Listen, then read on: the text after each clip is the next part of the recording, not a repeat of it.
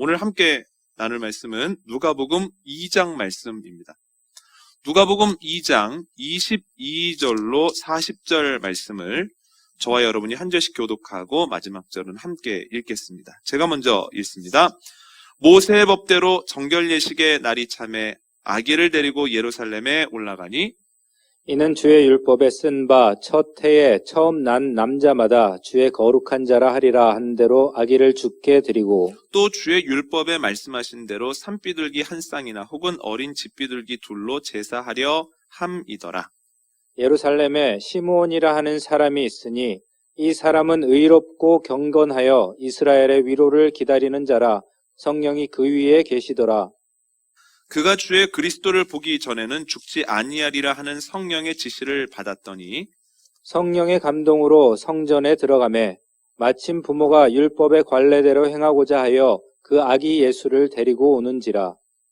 시므온이 아기를 안고 하나님을 찬송하여 이르되 주제여, 이제는 말씀하신 대로 종을 평안히 놓아주시는도다. 내 눈이 주의 구원을 보았사오니 이는 만민 앞에 예비하신 것이요 이방을 비추는 빛이요 주의 백성 이스라엘의 영광이니이다 하니 그의 부모가 그에 대한 말들을 놀랍게 여기더라. 시므온이 그들에게 축복하고 그의 어머니 마리아에게 말하여 이르되 보라, 이는 이스라엘 중 많은 사람을 패하거나 흥하게 하며 비방을 받는 표적이 되기 위하여 세움을 받았고 또 칼이 내 마음을 찌르듯 하리니 이는 여러 사람의 마음의 생각을 드러내려 함이니라 하더라. 또 아셀지파 바누엘의 딸 안나라 하는 선지자가 있어 나이가 매우 많았더라. 그가 결혼한 후 7해 동안 남편과 함께 살다가 과부가 되고 84세가 되었더라.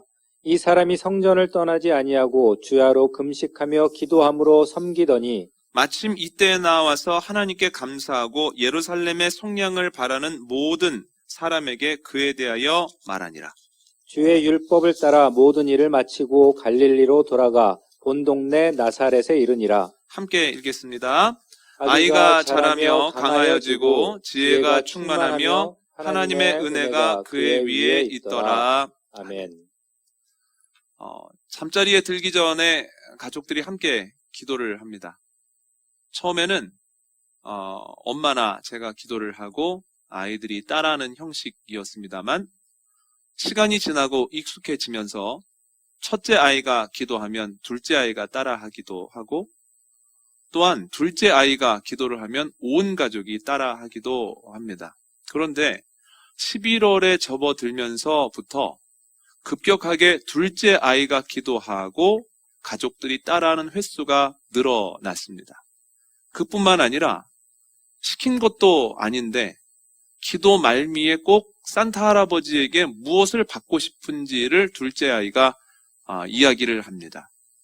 그런데 그 선물이 종류가 바뀔 뿐만이 아니라 1개에서 2개로, 2개에서 3개로, 4개로 점점 늘어납니다.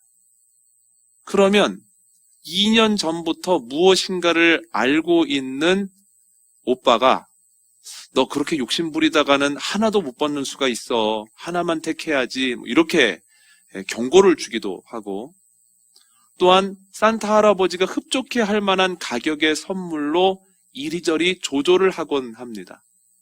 그리고 나서 천연덕스럽게 본인이 받고 싶은 선물은 무엇인지를 기도합니다. 저는 아이들의 모습을 보면서 제 어렸을 때의 기억이 났습니다. 12월 초부터 부모님과 함께 기도합니다. 그리고 기다리죠.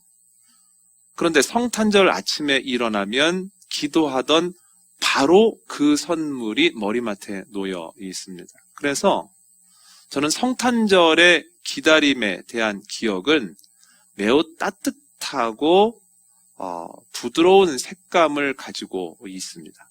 그런데 모든 기다림이 따뜻하고 부드러운 색감을 가지고 있는 것은 아닙니다. 때로 어떤 기다림은 차갑기도 하고 어두운 느낌으로 기억되곤 합니다. 여러분, 기다림의 색깔, 기다림의 온도를 뭐가 결정할까요? 열매가 있었느냐 없었느냐의 문제가 결정을 합니다. 매우 오래 기다렸고 또한 기다림의 시간이 만만하지 않았을지라도 그러나 기다림의 열매를 거두게 된다면 그 기다림에 대한 기억은 따뜻하지요. 참 행복한 기억으로 남습니다만 그 반대의 경우에는 매우 아픈 기억으로 남고 상처가 되기도 합니다. 오늘 본문에는 아주 오랫동안 기다렸던 그러나 결국은 열매를 거두어 따뜻한 기다림으로 기억될 만한 일들이 일어나고 있습니다. 마리아와 요셉이 남자 아기를 낳고 40일이 지나서 율법에 되어 있는 대로 정결 예식을 치르기 위해서 예루살렘 성전을 찾습니다. 그런데 그때 성전에는 의롭고 경건하며 이스라엘을 사랑하는 시므온이라고 하는 노인이 있었습니다. 그는 마리아와 요셉이 안고 오는 아기가 메시아라고 하는 것을 알아보았습니다. 그래서 아기 예수를 안고 하나님께 찬양을 올려드립니다. 시므온의 나이가 정확하게 몇이었는지는 알 수 없습니다만 오늘 본문 26절에 성령님께서 시므온에게 네가 그리스도 예수를 죽기 전에 볼 것이다. 그리스도를 죽기 전에 볼 것이다 라고 약속하셨고 29절에 이제는 제가 편안히 눈을 감겠나이다 라고 이야기하는 것을 보면 그의 나이가 적지 않고 또한 꽤 오랜 시간 기다렸다고 하는 것을 알 수 있습니다. 36절 이하에는 아셀지파의 안나라고 하는 여선지자가 나오는데요. 안나도 두 사람이 아기 예수를 안고 성전에 오를 때에 그가 메시아인 것을 알아차렸습니다. 그래서 정결 예식을 거행하고 있을 때 옆에 있는 이들에게 지금 정결 예식을 거행하고 있는 이가 우리에게 오신 메시아다라고 사람들에게 증언을 했다라고 하는 거죠. 여러분, 오늘 본문을 보면 그녀는 결혼한 지 7년 만에 혼자가 되었습니다. 정확하게 몇 살에 결혼했는지는 성경에 나와 있지 않습니다만 정원한 마리아의 나이를 16살 정도로 사람들이 생각하는 것을 보면 아마 안나도 그때쯤에 정혼하고 1년 뒤에 결혼했을 겁니다. 만약에 그렇다고 하면 안나는 17살에 결혼을 해서 7년 만에 24살에 혼자 됐습니다. 그런데 오늘 본문을 보면 나이가 84입니다. 60년 동안 혼자 살았다는 거예요. 여러분, 예수님 당시의 여성은 지금과 같이 독립적인 존재가 아닙니다. 소유에 가깝습니다. 그래서 사람을 계수할 때에도 여성과 어린아이는 사람의 숫자에 넣지 않습니다. 이것을 통해서 볼 때 그 당시에 여성 혼자 60년을 산다는 게 얼마나 힘든 일이었겠는가라고 하는 것을 어렵지 않게 예상할 수 있습니다. 얼마나 힘든 때가 많았겠습니까? 차라리 죽는 게 낫겠다라고 생각할 때도 있었겠지요. 그런데 그의 기다림이 열매를 맺었을 때 길고 긴 그리고 모질기까지 했던 기다림은 충분한 보상을 받았다라고 하는 거죠. 여러분, 오늘 본문에 나오는 시므온과 안나가 왜 기다림의 열매를 거뒀을까요? 누가 기다림의 열매를 거둘 수 있을까요? 여러분, 기다림이 열매를 거두기 위해서 있어야만 하는 전제 조건이 있습니다. 오늘은 이 전제 조건 두 가지에 대해서 나눠보려고 하는데요. 첫 번째는 약속의 뿌리를 두어야 한다는 거예요. 작년에 있었던 일입니다. 예전에 함께 사역했던 후배 목회자를 만나게 되었는데요. 예전에 함께 사역할 때 얘기를 하는 겁니다. 이런 얘기를 하더군요. 설교를 준비하고 나서 원고를 읽어보니 너무 설교 원고가 괜찮더라는 거예요. 그래서 옆에 있는 이들에게 내가 이런 내용으로 설교를 할 건데 괜찮지 않냐고 물어봤답니다. 그랬더니 웬만한 사람들은 고개를 끄덕끄덕 하는데 저를 봤더니 아무런 표현은 하지 않는데 표정으로 별로인 것 같다라고 하는 말을 하더라는 거예요. 그래서 자존심이 상해서 저한테 물어봤답니다. 형, 내 설교 괜찮지 않아? 기막히지 않아? 그랬더니 잠시 뜸을 들이더니 응, 이렇게 얘기를 하더라는 거예요. 겉으로는 잘 내색은 안 했지만 그때 당시에 마음속으로 그래, 형은 참 잘났어 이러고 마음이 적잖이 상했다는 거죠. 그런데 요즘 설교를 준비하면서 묵상하고 또한 주석책을 비롯한 여러 자료를 통해서 어떻게 말씀을 전할까를 끙끙대며 고민하는 가운데에서 예전에 내가 그냥 느낌이 오고 이거 전하면 사람들이 좋아하겠다라고 해서 준비했던 설교가 참 부끄러운 과정을 통해서 준비되었구나라고 하는 생각을 하게 된다는 거예요. 저도 그때 생각이 납니다. 그때 후배 목회자가 하려고 했던 설교는 성경 말씀이 아니라 한 연예인의 딸을 둔 엄마가 그 딸이 촬영을 위해서 나아갈 때 했던 말에 뿌리를 두고 있었습니다. 이런 말이었습니다. 딸, 너는 지금 잘 되고 있어. 앞으로도 잘 될 거야. 앞으로도 잘 될 수밖에 없어. 라고 하는 말이죠. 여러분, 굉장히 듣기에 좋은 말이고 축복의 말입니다만 이것이 말씀으로 전해져서는 안 된다고 하는 겁니다. 여러분, 아무리 좋은 말이어도 그것이 하나님의 말씀, 약속의 뿌리를 두지 않으면 그것은 오히려 사람들에게 해가 될 수밖에 없다라고 하는 겁니다. 여러분, 이 사실은 저희가 좀 역대하를 나누면서도 반복적으로 확인하는 바 아닙니까? 여러분, 남유다의 여호사밧 왕 기억나십니까? 몇 주 전에 나눴었죠. 여러분, 여호사밧은 북이스라엘의 아합과 사돈을 맺습니다. 자신의 아들을 아합의 딸과 결혼을 시킨 겁니다. 결혼시킨 지 2년 만에 북이스라엘 사마리아 성으로 내려가는데요. 아합은 융숭하게 대접을 하고 여호사밧에게 제안을 합니다. 우리 힘을 합쳐서 아람을 칩시다. 길랏 라못에서 전투를 합시다. 여호사밧이 보기에도 그렇게 나쁜 제안이 아니었습니다. 그런데 그래도 아합에게 이렇게 이야기를 합니다. 그래도 선지자들을 불러서 하나님의 뜻이 무엇인지는 알아봐야 되지 않겠습니까? 아합은 400명의 선지자를 부릅니다. 그리고 자신들의 계획을 이야기하면서 하나님은 어떤 마음이신지를 묻습니다. 그런데 하나같이 아합이 들었으면 하는 이야기, 아합이 듣기에 좋은 말만 해줍니다. 예, 하나님도 그걸 원하십니다. 빨리 올라가서 길랏 라못을 치십시오. 그러면 하나님께서 아람 왕을 아합 왕에게 붙이실 겁니다. 여러분, 400명이 다 그런 이야기를 하는데요. 여호사밧이 보기에 무엇인가 석연치 않은 겁니다. 그래서 아합에게 물어봅니다. 다른 선지자는 없습니까? 그랬더니 아합이 이렇게 대답을 합니다. 미가야라고 하는 선지자가 있기는 한데 그에게는 물어보고 싶지가 않습니다. 지금까지 그에게 무엇인가를 물어보면 한 번도 내가 듣고 싶은 얘기 해준 적이 없습니다. 여호사밧이 설득합니다. 그래도 들어야 됩니다. 그래서 미가야를 불러 올렸는데요. 역시나 좋은 얘기를 안 해줍니다. 전쟁은 하나님의 뜻이 아니라는 거예요. 연합군을 이뤄서 싸우다가는 아합이 죽을 것이라고 합니다.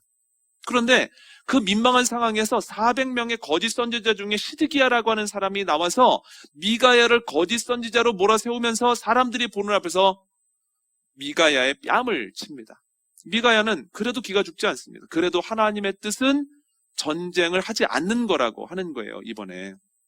아합은 찝찝한 가운데에서도 나름의 대책을 가지고 나갔다가 결국은 그 전쟁에서 목숨을 잃습니다. 내가 듣기 좋은 말인가? 나를 축복하는 말인가? 이것보다 더 중요한 것은 그 말이 하나님의 약속, 하나님의 뜻에 기반한 말인가가 훨씬 더 중요하다라고 하는 거예요. 여러분, 1992년에 시한부 종말론 때문에 이 사회에 큰 혼란이 있었습니다. 그런데 시한부 종말론을 믿던 이들이 얼마나 마음을 다했습니까? 다니던 회사와 학교를 그만두면서까지도 모이기에 힘썼습니다. 그리고 자신들이 믿고 있었던 그 시간에 흰옷을 입고 다 같이 서서 우리 하늘에서 만납시다 라고 그렇게 평안하게 인사를 했는데 아무런 일도 일어나지 않았습니다. 여러분, 그들의 기다림이 왜 열매를 맺지 못했을까요? 마태복음 24장에 보면 예수님께서 이렇게 말씀하십니다. 그 날과 그때는 하늘의 천사들도 모르고 아들도 모르고 하나님 아버지께서만 아신다. 다시 말하면 그들이 가지고 있었던 믿음 그리고 기다림은 굉장히 뜨거움도 있었고 열정도 있었지만 그 뿌리를 하나님의 말씀에 두지 않고 있었다는 거예요. 더 나아가서 하나님의 말씀에 반하는 곳에 뿌리를 두고 있었기 때문에 그들의 기다림은 열매를 맺을 수가 없었습니다. 얼마나 그럴싸한가가 중요한 것이 아니라 얼마나 내 마음에 드는가가 중요한 것이 아니라 그것이 하나님의 약속에 뿌리를 두고 있느냐 그렇지 않느냐가 중요한 문제다라고 하는 겁니다.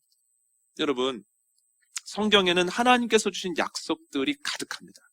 그 중에 하나 읽어볼까요? 이사야서 35장 4절로 6절 말씀이 있습니다. 시작. 겁내는 자들에게 이르기를 굳세어라 두려워하지 말라. 보라, 너희 하나님이 오사 보복하여 주시며 갚아주실 것이라. 하나님이 오사 너희를 구하시리라 하라.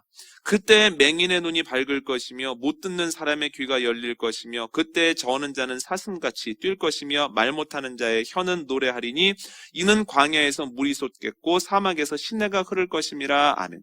하나님께서는 이스라엘 사람들에게 메시아를 약속하셨습니다. 메시아가 오면 그 메시아는 갚아주시고 구해주실 겁니다. 각기 사람들을 아프게 하고 어렵게 했던 문제를 해결해 주실 겁니다. 메시아가 오셔서 황폐한 땅을 옥토로 바꿔 주실 겁니다. 여러분, 오늘 본문에 나오는 시므온과 안나의 기다림은 메시아에 대한 하나님의 약속의 뿌리를 두고 있습니다. 하나님의 약속의 뿌리를 두고 있었기에 그 기다림은 열매를 맺을 수밖에 없었다는 거예요. 여러분들은 지금 가장 무엇을 기다리고 계십니까? 코로나 종식 아니십니까? 코로나가 종식되어서 빨리 마스크 없이 사람들도 만나고 또한 자유롭게 여기저기를 다니고 거리낌 없이 사람들을 만날 뿐만 아니라 식당도 가고 싶다. 이게 여러분들의 바람 아니십니까? 여러분, 저의 바람이기도 합니다. 그런데 코로나가 종식될까요? 여러분, 물론입니다. 그런데 왜 종식이 된다고 말할 수 있을까요? 이것이 하나님의 약속과 무관하지는 않기 때문입니다. 창세기 1장 28절 말씀 함께 읽습니다. 하나님이 그들에게 복을 주시며 하나님이 그들에게 이르시되 생육하고 번성하여 땅에 충만하라. 땅을 정복하라. 바다의 물고기와 하늘의 새와 땅에 움직이는 모든 생물을 다스리라 하시니라. 아멘. 여러분, 어떤 어려움도 이겨낼 수 있다라고 하는 자신감이나 어떤 발달된 과학 기술에 대한 믿음이 아니고요. 하나님께서 약한 아담과 하와에게 생육과 번성을 약속하시고 그것을 지키셨던 것 때문입니다.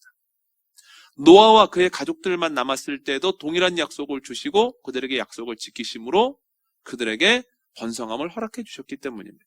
하나님께서는 아담과 하와에게 노아와 그의 가족들에게 충만하라고 번성하라고 명령하시면서 그 안에 약속도 넣어주셨습니다. 그러므로 이번 위기도 이기게 될 것입니다. 하나님의 약속이 우리에게 이미 주어졌기 때문입니다. 그러나 이번 기회를 통해서 우리가 생각하고 있는 생육과 번성의 복이 과연 하나님께서 창세기에서 말씀하셨던 생육과 번성의 복과 같은 것인가를 고민해보고 또한 너무 과도하지 않았는지도 반성해보고 또한 생육과 번성에 집중하느라 하나님께서 우리에게 허락하신 창조 세계에 대한 다스림에 대해서 너무 폭력적이지 아니었는가는 한번 돌아볼 필요가 있다라고 하는 거예요. 반드시 돌아봐야 됩니다. 그러나 어쨌거나 하나님의 약속이 있기에 우리는 이 어려움을 이겨내겠지요. 여러분, 코로나로 인해서 교회에 수많은 변화가 생기게 될 것입니다. 여러분, 지금도 저희가 온라인으로 예배하고 있지 않습니까? 여러분, 적지 않은 이들이 교회가 경험해야 되는 변화가 10년, 15년 앞당겨졌다라고도 이야기를 하고 그 변화들이 그리 긍정적이지는 않을 것이라고 이야기합니다만 제가 확신하는 것이 있습니다. 시간이 아무리 흘러도 여러 가지 변화가 생길지라도 그래도 교회는 교회일 것이고 교회는 그 사명을 감당하게 될 것입니다. 왜냐하면 주님께서 약속하셨기 때문입니다. 마태복음 28장 20절을 보면 주님께서는 제자들에게 사명을 허락하시면서 그들에게 복음도 전하고 가서 제자도 삼고 세례도 베풀라고 말씀하시면서 내가 세상 끝날까지 너희와 함께 하겠다. 끝날까지 그 사명 감당해라 라고 이야기를 하시죠. 맞습니다. 아무리 시간이 흘러도 교회는 교회일 것이고 감당해야 되는 사명이 있으며 사명을 감당하려고 하면 하나님께서는 힘 주신다는 거예요. 여러분, 내년을 생각할 때 잘 예상이 안 되고 황무지처럼 보이지만 주님께서는 그 황무지에서 아름다운 꽃이 피게 하실 줄 믿습니다. 사막에 샘이 넘치게 하실 줄 믿습니다. 그래서 저는 내년에 생명문 교회와 한국교회가 또한 기대가 됩니다. 여러분, 주님의 말씀, 주님의 약속의 뿌리를 두고 우리의 기다림을 기다릴 때에 그 기다림이 열매를 맺고 그 열매 맺는 기다림을 보면서 하나님을 찬양하고 하나님께 간증하는 저와 여러분 되시기를 원합니다. 두 번째로 열매가 있는 기다림을 위한 전제 조건은 약속에 시선을 둬야 된다라고 하는 거예요.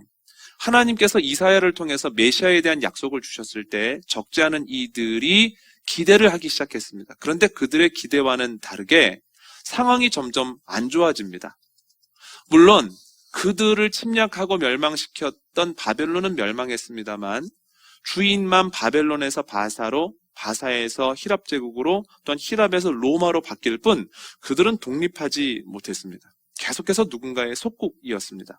예수님께서 이 땅에 몸으로 오셨을 때에는 로마가 이스라엘을 지배하고 있었습니다. 그런데 로마의 지배를 받으면서 이스라엘은 여러 가지 어려움을 겪는데요. 세 가지만 말씀을 드리면, 첫 번째는 경제적인 어려움을 겪습니다. 로마는 적지 않은 세금을 이스라엘로부터 거두어 갔습니다. 그들의 손이 되어서 대신 세금을 거두었던 사람들을 세리라고 하는데요.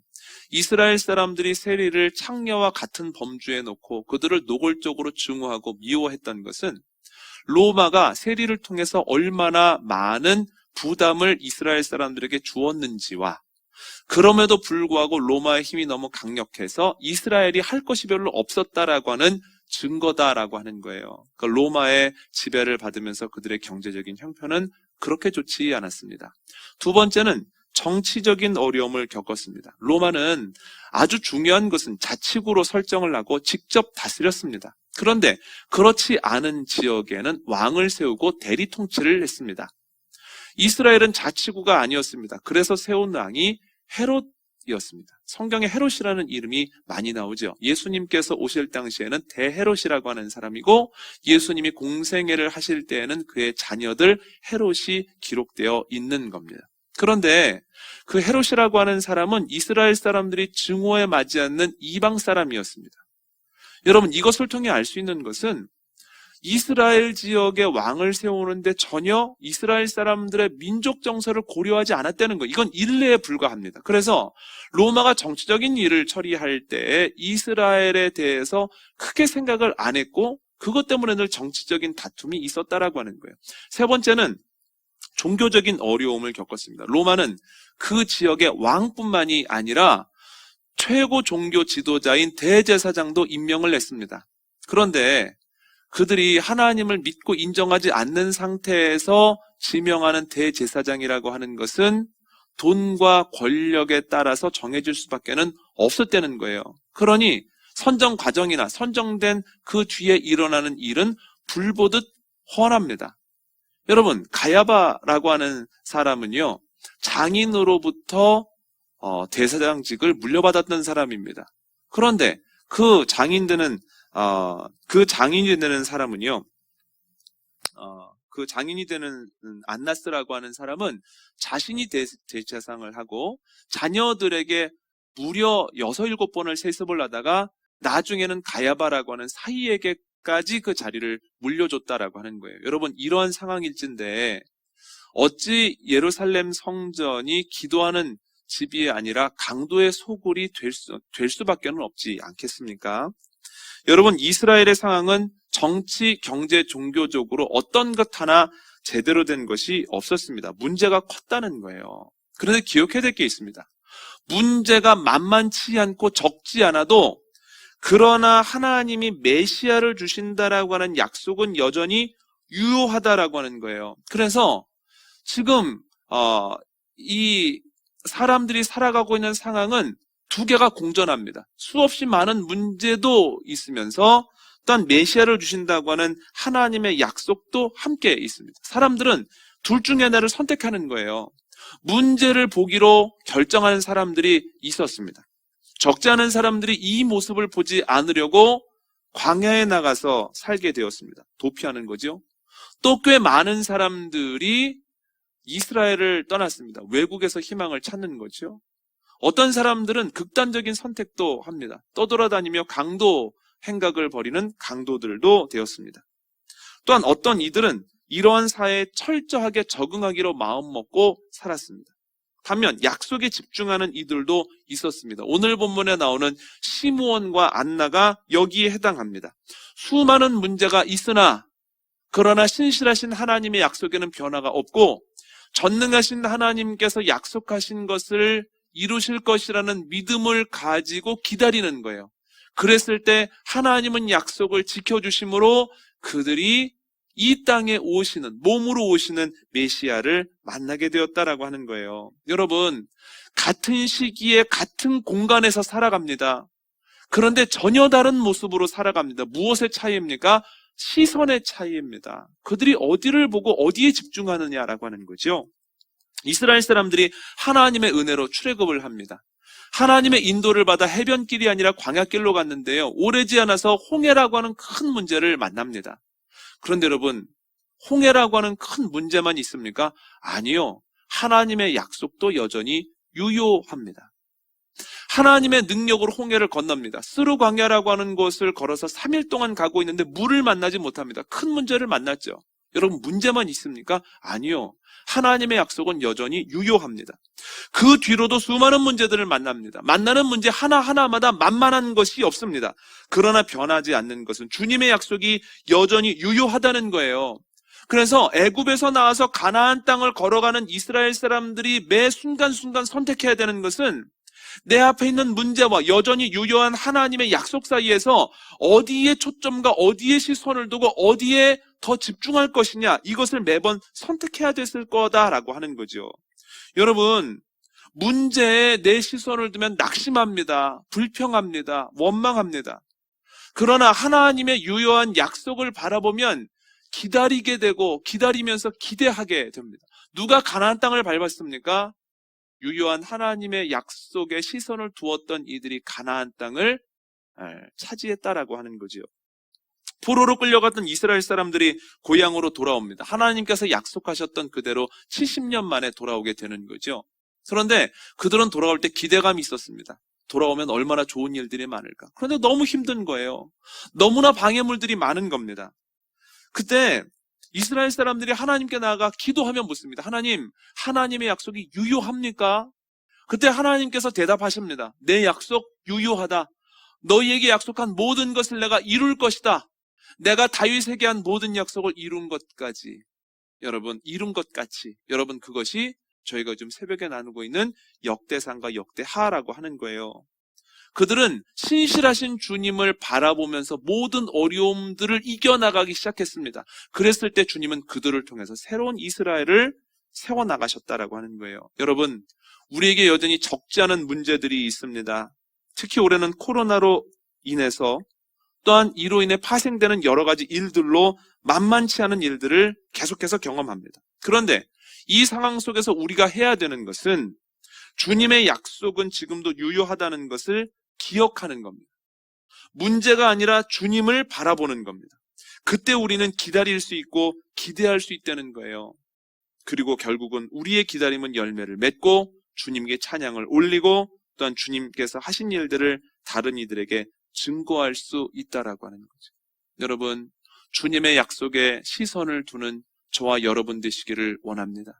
시선을 둘 때 기다릴 수 있고 그 기다림은 반드시 열매를 맺게 될 것입니다. 오늘 말씀 정리하도록 하겠습니다. 여러분, 기다림의 색과 온도는 열매의 유무가 결정합니다. 열매 있는 기다림을 위해서는 두 가지가 필요한데요. 첫 번째, 약속에 뿌리를 두어야 하고요. 두 번째는 약속에 시선을 두어야 합니다. 약속에 뿌리를 둔 기다림을, 또한 순간순간마다 문제가 아니라 하나님을 바라보는 여러분들에게 복된 기다림의 열매가 가득하시기를 원합니다.